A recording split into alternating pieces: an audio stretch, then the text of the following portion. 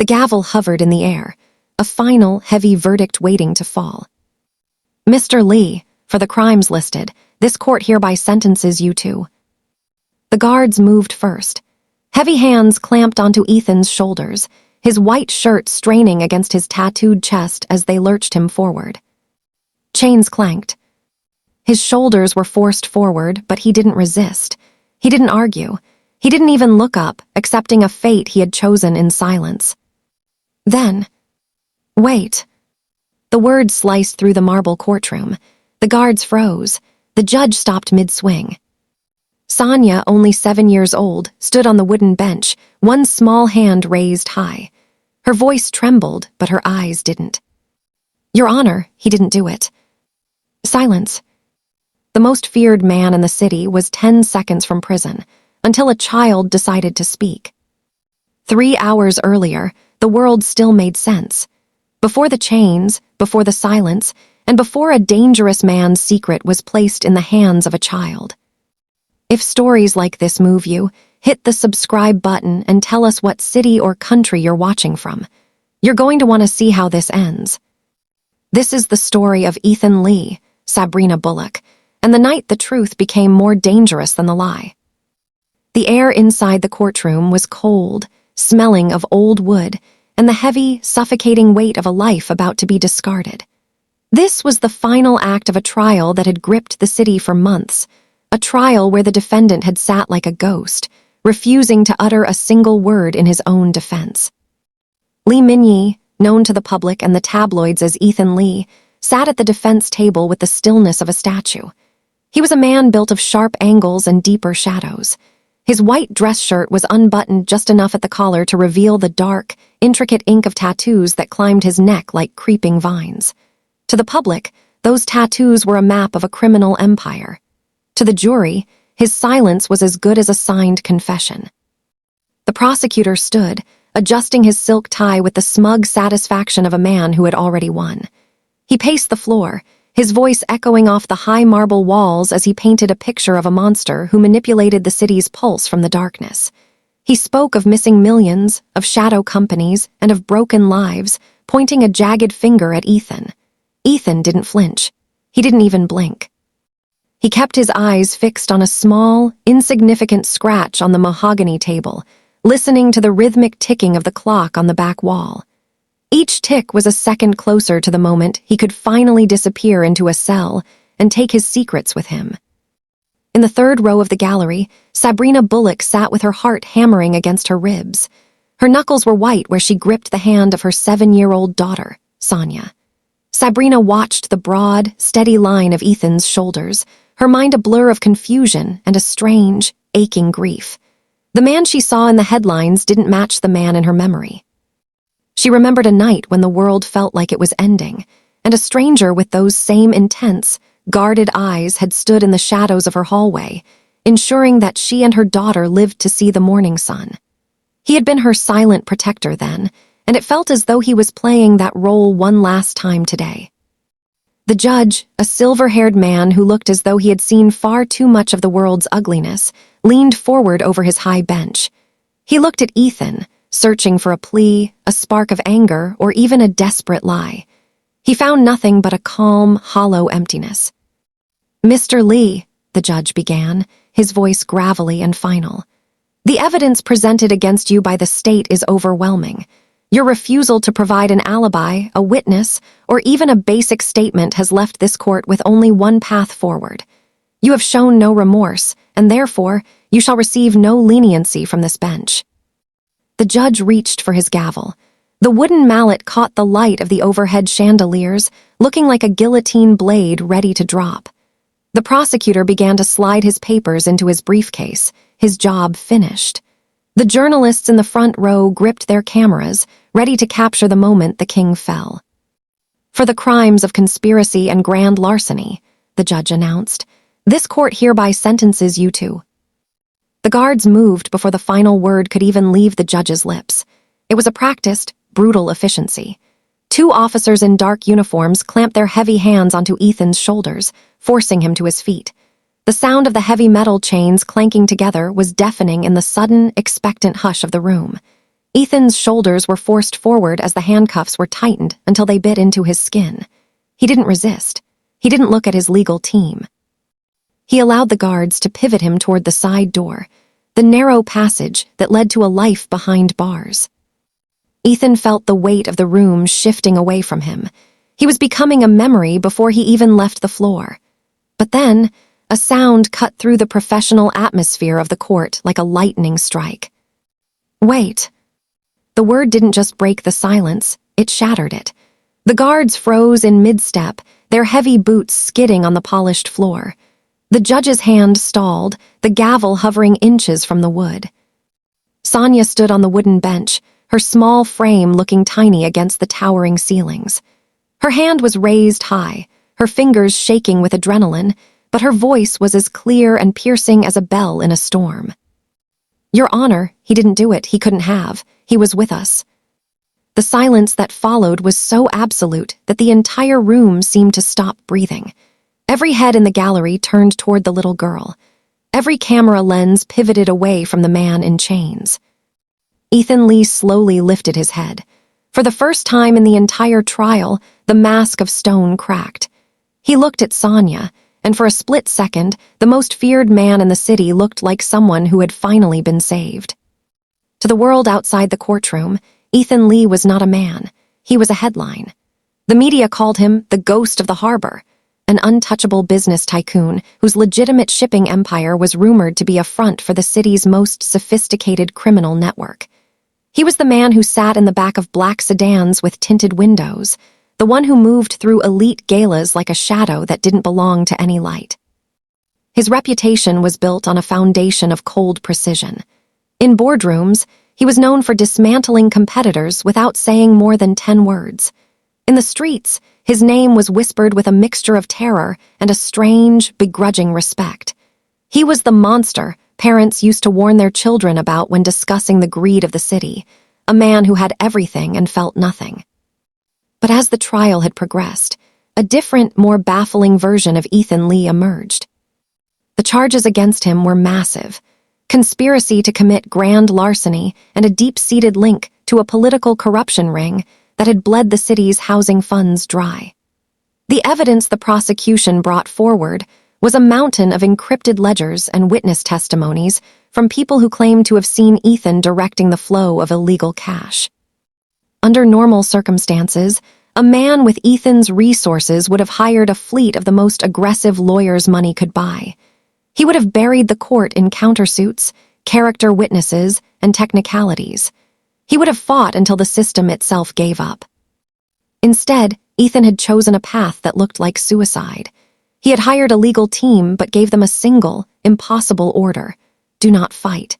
He refused to provide an alibi for the night the primary transaction took place. He refused to allow his team to cross-examine certain witnesses. He wouldn't even let them show the charitable records of his mother, Hannah, fearing that her name would be dragged through the mud alongside his. He sat through weeks of character assassination with a stoic indifference that drove the public into a frenzy. They wanted him to beg. They wanted him to break. They wanted him to show a single human emotion that would prove he wasn't the monster they had invented. What they didn't see was the way Ethan's eyes flickered toward the back of the courtroom every morning at exactly 9 o'clock. He wasn't looking for his associates. He wasn't looking for a sign of betrayal. He was checking the third row, making sure a specific woman and her daughter were safe.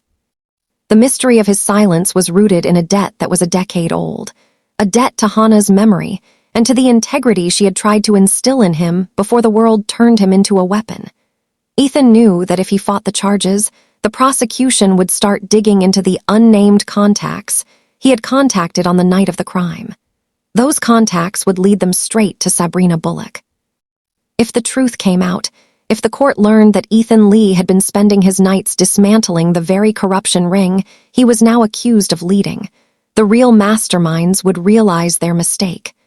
They would see that Ethan wasn't their accomplice, he was their infiltrator. And once they realized that, they wouldn't go after him in a courtroom. They would go after the woman who was the only proof of his humanity. So he let the world call him a monster. He let the guards tighten the chains. He accepted the L the media branded him with, not for Lee, but for lost. He was willing to be the villain in everyone's story if it meant being the hero in the only one that mattered. He was a man who had mastered the art of being feared so that he could hide the fact that he was the only one truly protecting the city's heart. But as he was being led away, the one variable he hadn't accounted for was the child who had seen past the tattoos and the headlines. He had spent his life being a ghost, but Sonia was the only one who had been brave enough to look at the shadow and see the man underneath. While the city whispered about the fall of a giant, Sabrina Bullock was fighting a war of her own. For Sabrina, life wasn't about headlines or criminal empires. It was about survival. She lived in a small, neatly kept apartment that smelled of laundry detergent and the cinnamon toast she made for Sonia every morning before school. Her world was small, but it was fierce. Sabrina worked 2 jobs, one as a legal assistant during the day and another pulling shifts at a local library in the evening. She was a woman of quiet strength, the kind of person who could keep her composure while the world crumbled around her. But lately, that composure was being tested. Years ago, Sabrina had accidentally stumbled upon a series of discrepancies in a city housing redevelopment project. As a young clerk, she hadn't understood the gravity of the documents she was filing, but she had seen the names of powerful men who were funneling money meant for low-income families into private offshore accounts. When she tried to bring it up to her supervisors, the documents vanished, and she was let go without explanation. Since then, she had felt like a shadow was following her. It wasn't anything she could prove to the police, just a black sedan parked a block away, or the feeling of eyes on her back while she walked Sonia to the park. She had learned to keep her head down and her mouth shut. She did it for Sonia. In a city where silence was a currency, Sabrina was wealthy. What she didn't realize was that her silence wasn't the only thing keeping her safe. She remembered a night, nearly a decade ago, when she was still pregnant with Sonia. A group of men had come to her door, claiming she owed a debt her late father had supposedly left behind. They weren't debt collectors, they were thugs, the kind of men who used fear as a crowbar. They had cornered her in the hallway, their voices low and threatening. Just as the air in the room turned cold with the promise of violence, a man had stepped out of the shadows of the stairwell. He hadn't said a word. He didn't have a weapon. He simply stood there, his presence radiating a heat that pushed the other men back. He wore a simple black jacket, and even then, the tattoos on his neck were visible, marking him as someone who lived outside the lines of polite society. The thugs had looked at him, their bravado evaporating instantly. They didn't fight him, they fled. The stranger hadn't looked at Sabrina. He hadn't asked if she was okay. He had simply waited until the hallway was clear, gave a single, solemn nod toward her door and vanished back into the dark. Watching Ethan Lee in the courtroom now, Sabrina felt a jarring sense of recognition. The broad set of his shoulders, the way he carried his head, and that same unshakable silence. It was him. He was the stranger from the hallway. As she sat in the gallery, listening to the prosecutor call him a menace to the community, a lump formed in her throat. She looked at Sonia, who was watching Ethan with a strange, focused intensity. Children have a way of seeing the world without the filters of labels or reputations. To the city, he was a monster. To Sabrina, he was a mystery. But to Sonia, he was something else entirely. Sabrina's heart ached with a sudden, sharp realization. The corruption case the prosecution was talking about, the one Ethan was taking the fall for, was the same web of lies she had touched years ago. Every time she had felt that shadow protecting her over the last 10 years, it hadn't been luck. It had been him. He wasn't just a man on trial. He was a man who had built a fortress of silence around her and her daughter, and now the walls were closing in on him. Sabrina knew she should stay quiet. She knew that speaking up would bring the shadow back into the light. But as she looked at the chains on Ethan's wrists, she realized that some debts can't be paid in silence. The world of Ethan Lee was one of glass, steel, and calculated isolation. He lived in a penthouse that overlooked the city like a watchtower, a place where the air was thin and the silence was absolute. But once a week, Ethan stepped out of that world. He didn't go to the underground clubs or the secret meetings the police suspected. He went to a small, dusty bookstore 3 blocks away from the library where Sabrina worked. He liked the smell of old paper. It reminded him of his mother, Hannah. She used to tell him that books were the only places where a man could be whoever he wanted to be without the world demanding a piece of his soul. It was during one of these rare excursions, 3 months before the trial began, that the monster met the one person who wasn't afraid of him. Ethan was standing in a narrow aisle, his large frame nearly blocking the path, when a small thud echoed near his feet. A stack of brightly colored children's books had slipped from a shelf, spilling across the floor.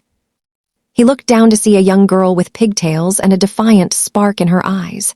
It was Sonia. She was alone in the aisle, her mother, Sabrina, likely browsing the law section a few rows over. Sonia looked at the books, then up at the tall man in the expensive charcoal suit. Most adults would have flinched at the sight of the tattoos peeking out from his collar, but Sonia simply huffed in frustration.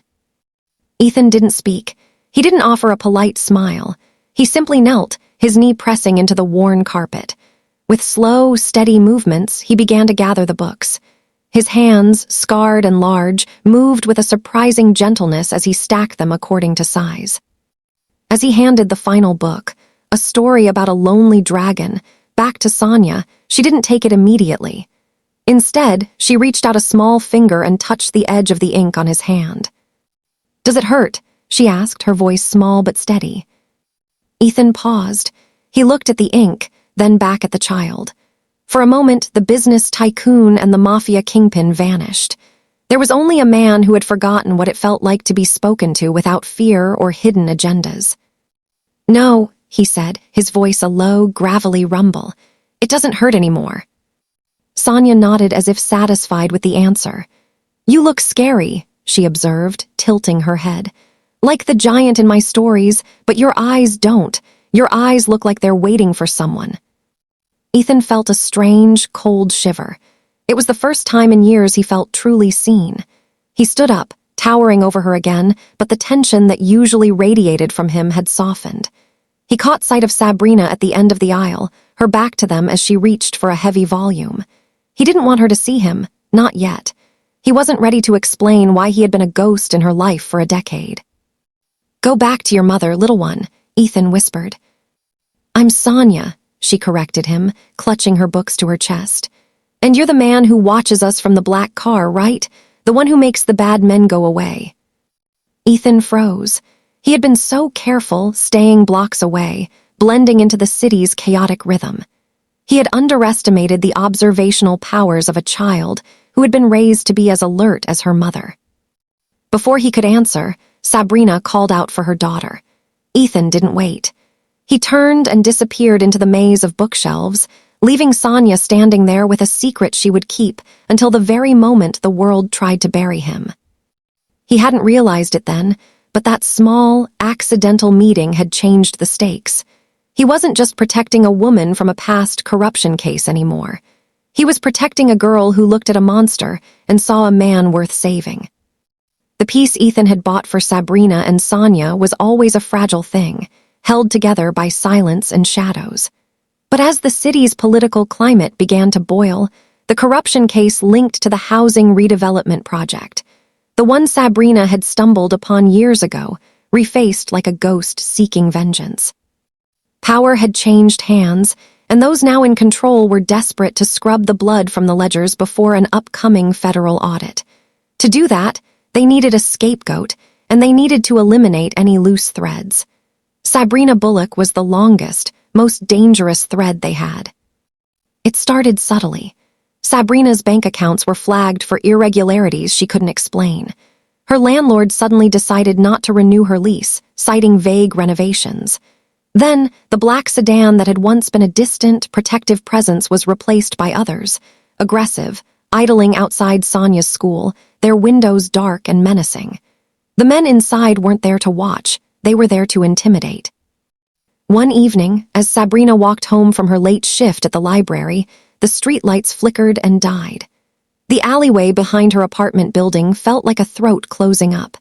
She heard the heavy tread of boots on the pavement, the rhythmic, terrifying sound of someone who wasn't trying to hide. She clutched her bag, her heart racing, when a voice stepped out of the dark. It wasn't the stranger from the bookstore. It was a man in a sharp suit with eyes like cold glass. He didn't threaten her with a weapon, he threatened her with a file. "You have a very bright daughter, Ms. Bullock," the man whispered, his voice like sandpaper. "It would be a shame if her future was cut short because her mother couldn't forget a few old documents." Sabrina froze, the air leaving her lungs. Before she could scream, a low, mechanical hum vibrated through the alley. A pair of headlights cut through the dark, blinding the man in the suit. Ethan Lee didn't step out of the car. He didn't need to. The sheer presence of his vehicle, a recognized symbol of a power far more ruthless than any politician, was enough. The man in the suit backed away, his bravado dissolving into a stutter. He knew who that car belonged to. He knew that if Ethan Lee was claiming this woman, the game had changed. But Ethan's intervention was a double-edged sword. By protecting her so openly, he had given his enemies exactly what they needed: a connection. The masterminds behind the corruption ring realized they couldn't kill Sabrina without starting a war with Ethan. But they could destroy Ethan by using Sabrina as the bait. They planted evidence in Ethan's shipping crates, digital trails that led directly to the housing funds Sabrina had once tried to protect. They made it look like Ethan wasn't her protector, but her partner in crime.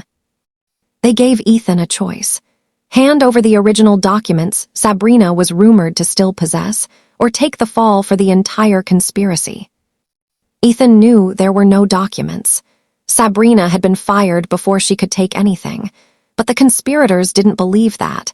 They believed the only reason Ethan was protecting her was because she held the key to their ruin. If Ethan told the truth, that he was innocent and Sabrina knew nothing, the vultures would descend on her to find what wasn't there. They would tear her life apart, and Sonia's too, looking for a ghost. Ethan made his decision in the time it took for a single heartbeat. He would stop being the shadow. He would become the target. He allowed the police to discover the planted evidence. He allowed the handcuffs to click shut. He chose to become the villain the city wanted, so the woman he loved from a distance could remain the victim the city ignored. He was setting a trap of his own, but it required him to walk into a cage first. The setup was complete. The monster was behind bars, and the real predators felt safe enough to come out into the light. The news broke on a Tuesday, cutting through the morning fog like a siren. Every digital billboard in the city flashed the same image: Ethan Lee, the untouchable titan, being led out of his penthouse in handcuffs. The headlines were savage. "The Ghost Unmasked," one read. "Mafia tycoon tied to housing scandal," screamed another. To the public, it was a victory for justice. To the real masterminds hiding behind their marble desks, it was a relief. They had successfully funneled all the evidence, all the missing millions, and all the collective rage of the city onto one man. Ethan was no longer a threat. He was a scapegoat. In her small apartment, Sabrina Bullock sat frozen, her coffee cooling on the table as she watched the grainy footage on the news. Beside her, Sonia didn't look away from the screen. She didn't look scared. She looked angry. "He's not a bad man, Mom," Sonia said, her voice small but firm. Sabrina didn't answer. Her mind was racing through the details of the report. The prosecution was claiming that Ethan had used a network of silent partners to siphon money from the very redevelopment project Sabrina had worked on years ago. They were painting him as the architect of the corruption she had tried to expose. But Sabrina knew the math didn't add up. She began to pull out old boxes she hadn't touched in years, notebooks filled with dates, names of the thugs who had threatened her, and the specific timing of the shadow that had followed her. She mapped it all out on her floor, the timeline of her life crossing with the timeline of Ethan's alleged crimes. She realized with a jolt of terror that every time she had been in danger, Ethan had been there. But more importantly, she realized that the dates he was accused of stealing money were the exact dates he had been physically present near her home or work, ensuring she was safe. A man cannot be in a high-stakes board, meeting in a different city, and standing in a rainy alleyway in her neighborhood at the same time. The realization hit her like a physical blow. Ethan wasn't her partner in crime, he was her alibi, and she was his. If he told the court where he really was on those nights, he would be cleared instantly. But to do that, he would have to name her. He would have to explain why he was watching her, which would reveal her connection to the original corruption case. It would put a target on her back that no amount of shadow watching could protect her from. He was choosing to go to prison for crimes he didn't commit, just to keep the investigators away from a single mother and her child. He was taking the fall to keep her invisible. "He's staying quiet for us," Sabrina whispered, the truth tastes like salt in her mouth. The goal had shifted. It was no longer about whether the monster would get what he deserved. It was about whether Sabrina could find the courage to step out of the shadows he had built for her. She realized that Ethan Lee had spent 10 years being a shield, but a shield can only take so many hits before it shatters. As the trial date was fast-tracked, the city prepared for a spectacle. They expected a man fighting for his life. Instead, Ethan was preparing for a disappearance. He was scrubbing his own history, deleting the proof of his innocence to ensure the safety of hers. Sabrina looked at Sonia, who was already putting on her coat. "Where are you going, baby?" Sabrina asked. "To the courthouse," Sonia replied, her eyes reflecting the same iron resolve Sabrina had seen in Ethan. "Someone has to tell them the truth, Mom, even if he won't." The false victory of the corrupt was about to meet the one thing they couldn't bribe or intimidate, the memory of a child. The legal system moved with a terrifying, mechanical speed. Because Ethan refused to fight, the discovery phase was short, and the trial date was set for a cold Monday in November. The city felt like it was holding its breath. The media circus outside the courthouse grew larger every day, fed by leaked documents that painted Ethan as a man of bottomless greed. Inside the prison walls, Ethan Lee existed in a world of gray. He sat in his cell, his back against the cold stone, watching the light from the high, barred window shift across the floor. His lawyers were frantic. They begged him for names, for a location, anything that could account for the nights the prosecution claimed he was moving illicitly obtained funds. "Ethan, you're looking at 20 years, his lead counsel hissed, slamming a folder onto the small metal table. "Give us something, an alibi, a person. Who were you with?" Ethan looked through the man as if he were made of glass. "I was alone," he said, his voice as flat as a dead calm sea. He knew the clock was ticking, not just for his freedom, but for the safety of the documents he had spent years quietly recovering. He had hidden the real evidence of the corruption, the ledger that named the governors and the CEOs, in a place no one would think to look. But he couldn't reveal it. Not yet. If the ledger surfaced while he was still a suspected criminal, it would be dismissed as a plant. He needed the real culprits to feel so safe, so victorious, that they would stop looking for the loose ends. He was playing a game of chicken with his own life. Back in the small apartment, Sabrina was living in a different kind of prison. She felt the eyes on her more than ever. The men in the black sedans were no longer idling. They were following her closely, their presence a silent warning. They knew she was the only one who could bridge the gap between Ethan Lee and the truth. She spent her nights awake, the blue light of her laptop reflecting in her eyes as she dug through city records. She found the timestamp Sonia had mentioned, the night of the bookstore. She cross-referenced it with the prosecution's timeline.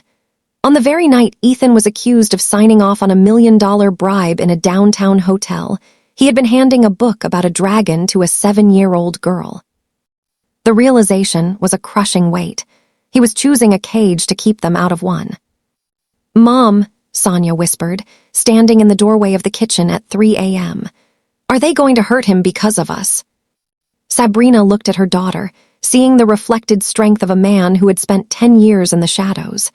She realized then that Ethan's silence wasn't a sign of defeat, it was a sanctuary. But a sanctuary built on a lie could only last so long. The prosecutor announced they were moving for a maximum sentence. The ticking wasn't just in the clocks anymore, it was in Sabrina's blood. She had the alibi. She had the proof that the monster was a protector. But to give it to the world meant stepping into the crosshairs of men who killed to keep their secrets. As the sun began to rise on the morning of the final hearing, Sabrina didn't reach for her work bag. She reached for her best suit. She looked at Sonia and saw the same iron resolve. The clock had run out. It was time to stop hiding behind the man who had given everything to keep them invisible. The final morning of the trial arrived with a heavy, gray sky that seemed to press down on the city. Inside the courtroom, the atmosphere was suffocating. This wasn't just a legal proceeding. It was a televised execution of a reputation. The gallery was packed with journalists, city officials, and a public hungry to see the untouchable Ethan Lee finally broken. Ethan sat at the defense table, his expression unreadable. He looked thinner, the shadows under his eyes darker, but his posture remained as straight as a spine of steel. He didn't look at the cameras. He didn't look at the prosecutor, who was currently performing for the jury, weaving a tale of greed that made Ethan sound like a plague on the city's soul. "Silence," the prosecutor cried, gesturing toward Ethan with a flourish of his hand. "The defendant offers nothing because there is nothing to offer. His silence is the arrogance of a man who believes he is above the law. He has no alibi because his only company on those nights was his own ambition." Across the room, Sabrina Bullock sat in the very back row, her hands clasped so tightly her knuckles were white. She watched the back of Ethan's head. She saw the way his jaw tightened when the prosecutor mentioned the innocent lives affected by the housing scandal. The irony was a bitter pill. Ethan was the only one who had actually cared about those lives. As the morning wore on, a series of witnesses took the stand. They were men in expensive suits, men Ethan had once protected, or men who had been bribed to turn against him. One by one, they twisted the truth. They placed Ethan at meetings he never attended. They attributed orders to him that he never gave. Ethan watched them with a terrifying, quiet intensity. He knew exactly what they were doing. They were building the walls of his cell, brick by lying brick, and he let them. He was waiting for the false victory to be complete, for them to believe they had won so thoroughly that they would become careless. But in the middle of the afternoon session, something shifted. Sonia, sitting beside her mother, wasn't looking at the witnesses. She was looking at a small digital display on the wall that showed the trial's evidence. A series of grainy security photos the prosecution claimed showed Ethan's car at the scene of a crime. The little girl leaned over and whispered into her mother's ear, "Mom, look at the clock in that picture, and look at the date." Sabrina frowned, squinting at the screen. The photo was time-stamped, October 14th, 6:42 p.m. Her breath hitched. She remembered that date. She remembered it because it was the night Sonia had been sick with a fever and Sabrina had been frantic, running to the 24-hour pharmacy 3 blocks away. She remembered a man in a black jacket standing under a broken streetlight, watching her entry and exit to ensure she wasn't followed in the dark. She looked at Ethan. On the night the state claimed he was orchestrating a massive theft across town, he had been standing in the rain, making sure a single mother could get medicine for her child. The pressure in the room reached a breaking point. The prosecutor finished his closing argument with a triumphant nod to the jury. The judge adjusted his glasses, his face a mask of grim duty. "Does the defense have any final witnesses or evidence to present before I move to sentencing?" the judge asked, his voice echoing in the sudden silence. Ethan's lawyer glanced at him. Ethan gave a slight, microscopic shake of his head. "No." The lawyer sighed and stood up. "The defense rests, Your Honor." A low murmur rippled through the gallery. It was over. The man who never speaks had remained silent to the very end. The judge picked up the sentencing report, the weight of the law ready to crush the man in the charcoal suit. But as the judge's gavel rose, the heavy oak doors at the back of the courtroom creaked open. The gavel hovered in the air, a final, heavy verdict waiting to fall. The courtroom was a vacuum of sound, the kind of silence that precedes a disaster. "Mr. Lee," the judge began, his voice cold and echoing, "for the crimes listed, this court hereby sentences you to." The guards moved first. They didn't wait for the number of years. Heavy hands clamped onto Ethan's shoulders, his white shirt straining against his tattooed chest as they lurched him forward with practiced, clinical aggression. Chains clanked. The sound of metal hitting metal was a death knell. His shoulders were forced forward, the weight of the state pressing down on his spine. He didn't resist. He didn't argue. He didn't even look up. He accepted the fate he had engineered in silence, eyes fixed on the floor as if he were already a ghost. Then, wait. The words sliced through the marble courtroom like a blade.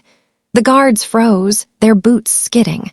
The judge stopped mid-swing, the gavel trembling inches from the wood. Sonia stood on the wooden bench, her small frame dwarfed by the high ceilings, her hand raised high. Her voice trembled with the terrifying weight of what she was doing, but her eyes were steady. "Your Honor, he didn't do it." A collective gasp rippled through the gallery. The prosecutor stood up, his face reddening. "Your Honor, this is highly irregular. Remove the child." But the judge held up a hand. He looked at Sonia, then at the man in chains. For the first time in months, Ethan Lee turned his head. His eyes were wide, filled with a sudden, desperate fear, not for himself, but for her. He was watching his sanctuary crumble. "Let her speak," the judge whispered. Sonia stepped down from the bench and walked toward the railing, her small sneakers squeaking on the polished floor. "On the night you say he was stealing money," she said, looking directly at the judge, "he was with us. He gave me this." She reached into her pocket and pulled out a small, frayed friendship bracelet. "He dropped it at the pharmacy when my mom was getting my medicine. He was standing outside in the rain for 3 hours, making sure we got home safe. My mom has the receipt from the pharmacy. It has the time and the date." She turned and looked at the prosecutor. He didn't say anything because he's a protector, and protectors don't brag. The room was plunged back into silence, but this time it was different. It was the silence of a false victory evaporating. Sabrina stood up in the back, her eyes wet but her jaw set. She held up the pharmacy receipt, the timestamp glowing under the courtroom lights. The logic of the prosecution's entire case began to fracture. If Ethan Lee was at a pharmacy in a low-income neighborhood, protecting a single mother at 6:42 p.m., he couldn't have been at the downtown docks, signing for a shipment of illegal goods at 6:45 p.m. The guards didn't let go of Ethan's shoulders, but their grip loosened. The judge leaned back, his eyes narrowing as he looked at the monster in the charcoal suit. The man who had been 10 seconds from a life in prison was suddenly the most important witness in the room. The silence in the courtroom was no longer heavy, it was electric. The pharmacy receipt, a flimsy piece of thermal paper, was passed from Sabrina's shaking hand to the bailiff, then finally to the judge. It was a small thing, a mundane record of medicine purchased on a rainy Tuesday, but in the eyes of the law it was a wrecking ball. The timestamp was undeniable. The logistics of the prosecution's case collapsed like a house of cards. If Ethan Lee was protecting a child in a neighborhood 3 miles away, he could not have been the man on the docks. The false victory the real conspirators had celebrated only moments ago turned into a frantic, silent retreat. Within the hour, the judge ordered a recess. Within 3, the charges were stayed. But the true victory wasn't found in the legal paperwork. It was found in the hallway of the courthouse, away from the flashing cameras and the shouting reporters. Ethan Lee walked out of the heavy oak doors a free man, though he didn't look like one. He moved with the same slow, guarded grace, his coat slung over his arm, his tattoos now fully visible as he rolled up his sleeves. He didn't stop for the press. He didn't give a statement. He walked straight toward the corner of the lobby where Sabrina and Sonia were waiting. The air between Ethan and Sabrina was thick with 10 years of unspoken words. There was no grand confession, no cinematic embrace. There was just a quiet, profound recognition.